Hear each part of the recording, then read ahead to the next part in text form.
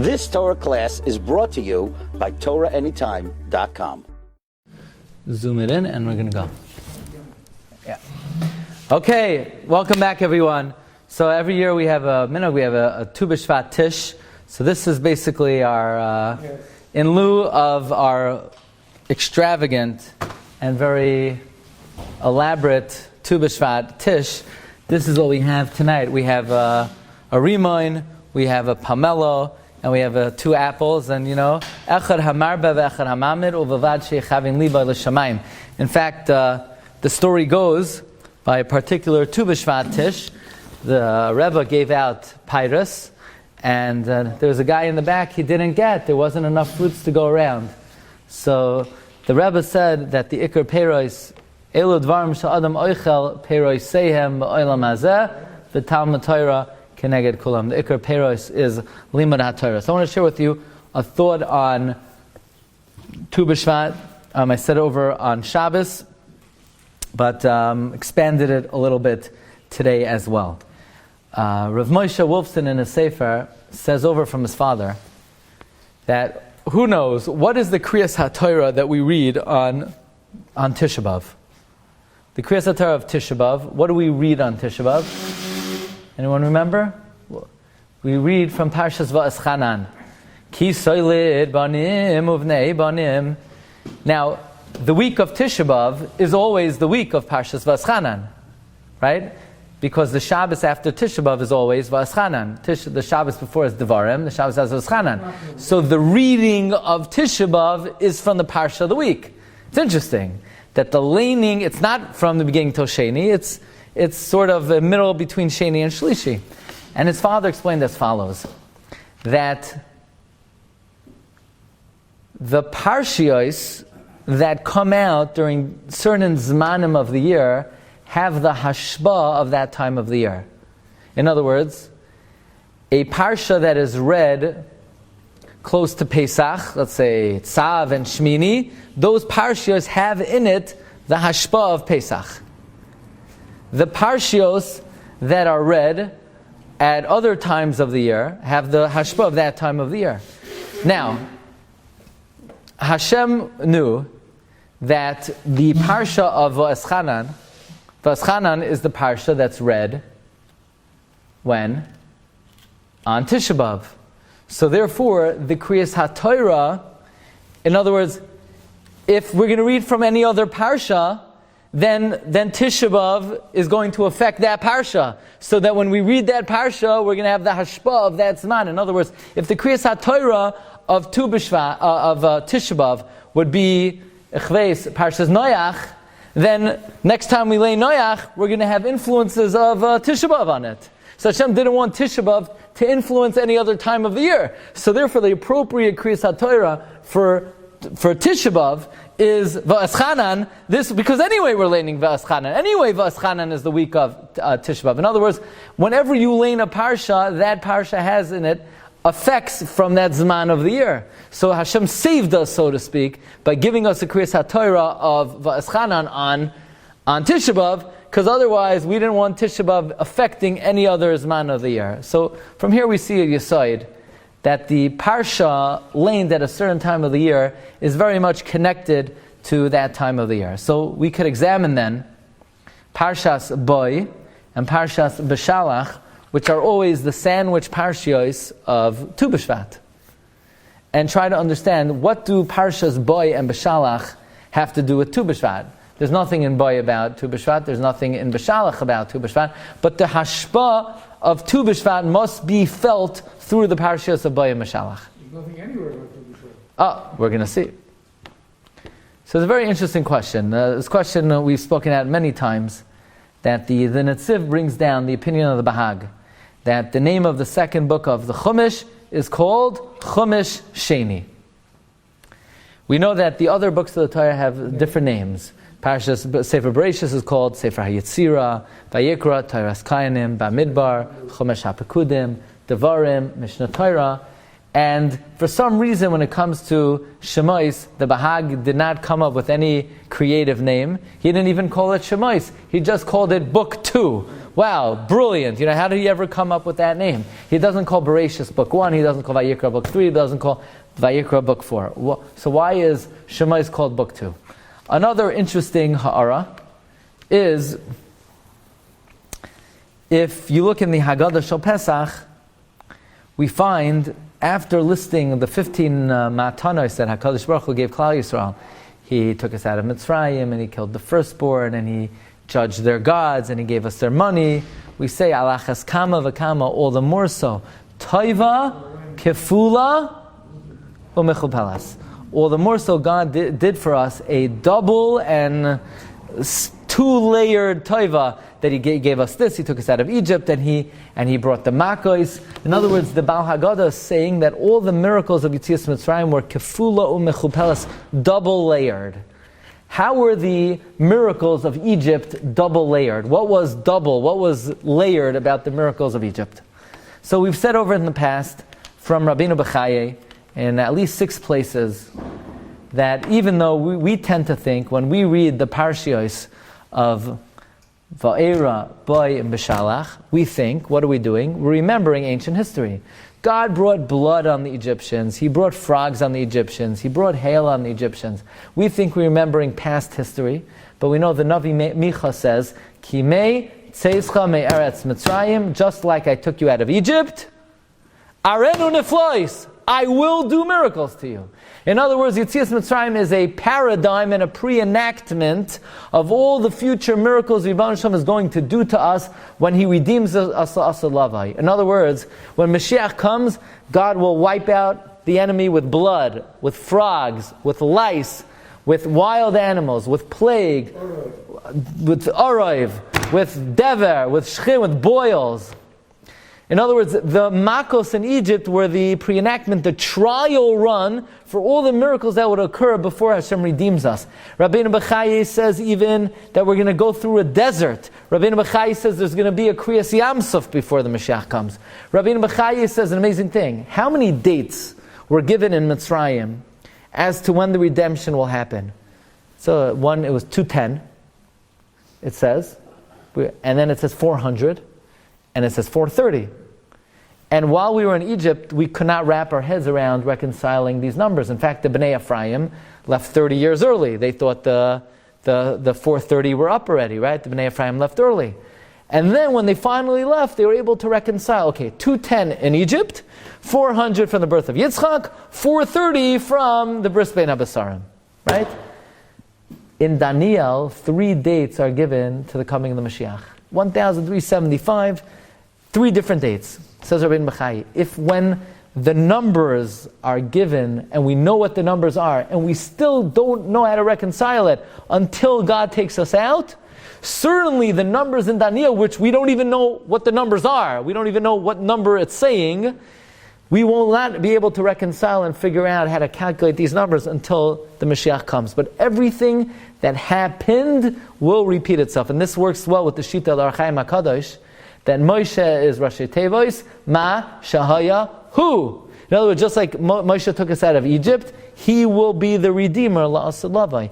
The Rabbeinu Bechaye says the following Lashon, Kol HaNeviim Misnaveim Signoin Echad.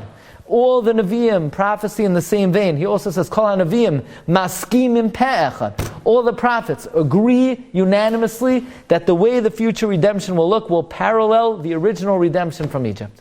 Ki meitzeischa me'eretz Mitzrayim arenu neflois. Says the Nesivos, that's why we say in the Haggadah, alachas kama v'kama, toiva, kefula, umechupelas. Every miracle of Mitzrayim was 2-layered. It was for then and for the future.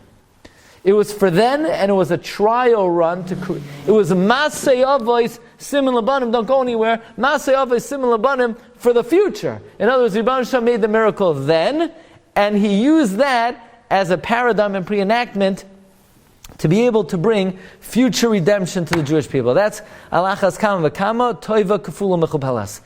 Now, by the way, this would explain why the Bahag refers to Sefer Shemais as Book 2. Because while Sefer Bereshis was the Masei Avos Simin Labanim for the first era of our history, whatever Avram, Yitzchak, and Yaakov did, that created what will happen to us from their time until today. But what created what will happen to us in the end of days? That's book 2. That's the brilliance of the Bahag's dubbing Sefer Shemos book 2, because Sefer Shemos literally will create the future era of the Jewish people. So now, just as an aside, you might wonder, really? You're telling me God will take retribution against our enemies, that they're going to turn on the shower, and instead of water coming out, they're going to be sprayed with blood, and the enemy is going to have frogs coming out of their ears, and they're going to have boils, they're going to have... really? God's going to make open miracles? He's going to split the Atlantic Ocean? I mean, God's going to really do that? God's going to do that for us? So in this context, I like to say over from Rabbi Yaakov Emden. Rabbi Yaakov Emden says the famous observation. He says, we know that the death toll in time of Churban Bayis Rishon was staggering. Churban Bayis Sheni, the Romans killed 1.1 million Jews, and then they tried to hunt down every Jew they could find. Tens of thousands were killed during the Crusades. 200,000 Jews were forcibly baptized in Spain in 1391. 300,000 Jews were expelled in 1492. Tens of thousands in the Chmielnicki pogroms.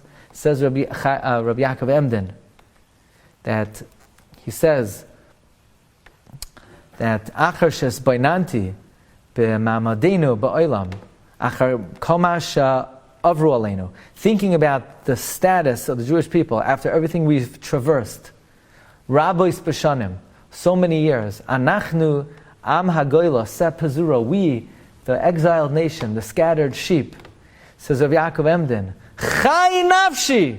He says, I swear, b'hisboineni b'neflois elam. When I think about the miracle of Jewish survival, Gadla etzli yoiser mima sha'asa lanu hakadosh baruch hu b'mitzrayim, is much greater than all the wonders God did for us in Egypt.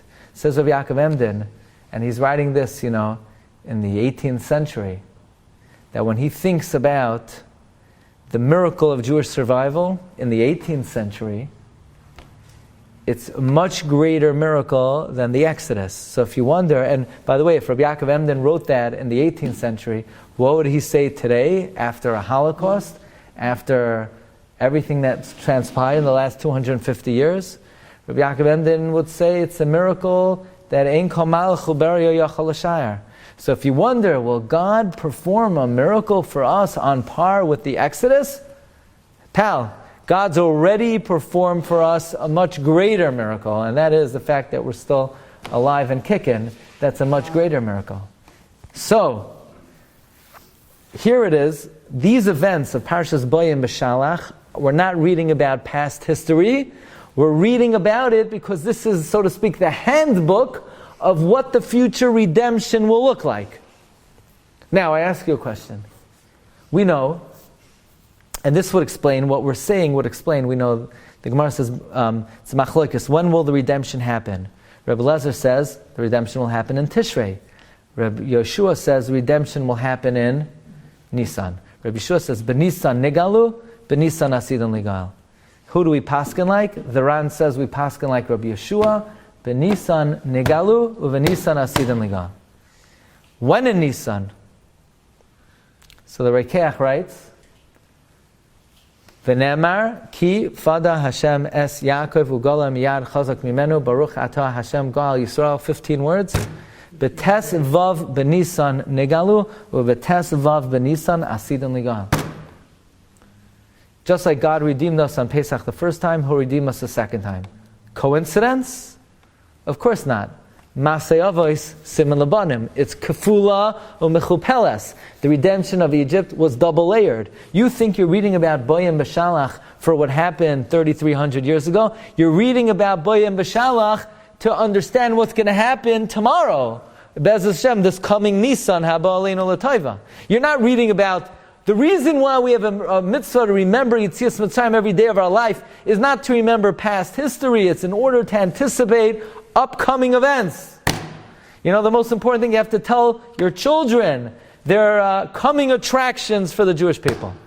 You don't read about what God did, you're trying to read about what God will do. Now let's talk about Tu B'Shvat. We paskin, when will the redemption happen? Nisan. Well, Rebbe Lazar says Tishrei.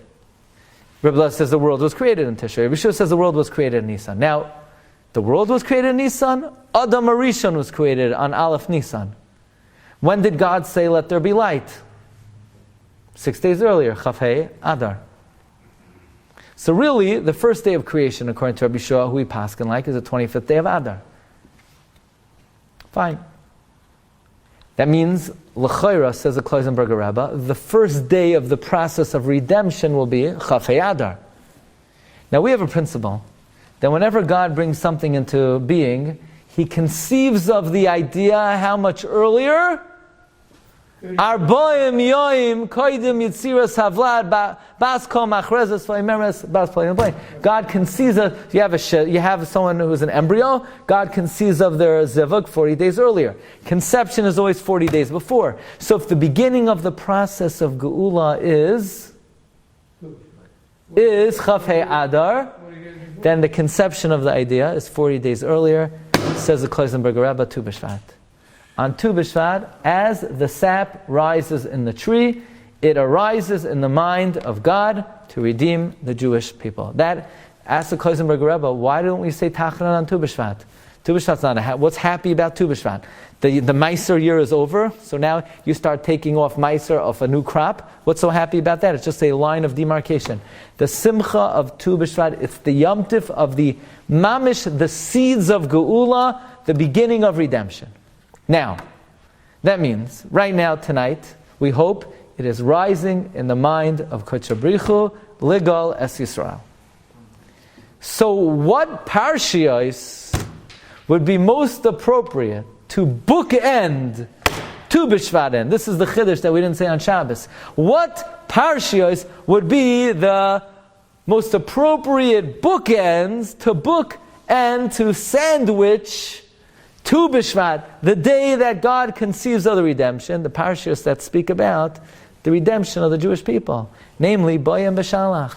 And therefore, the Rebbeinu Shalom, I believe every year, Tu B'Shvat falls out in the weeks between Boyim B'Shalach, because these are the Parshios that speak not just about the past redemption of Mitzrayim, but they are Boyim B'Shalach, are Kefula U'Mechupeles, they're double layered for then, and Be'ezus Hashem, we hope for the future, and we hope in the zechus of these Parshios, it should be Oile, B'das HaMakoim, to conceive of the idea that Be'ezus Hashem, this coming Chafei Adar, should begin the process of Geula. This past Chafei Adar was sort of the beginning of a very difficult year for Klal Yisrael, and we hope that it's only Yud Beis Chodesh, and Be'ezus Hashem beginning tonight should be the process of Geula should begin.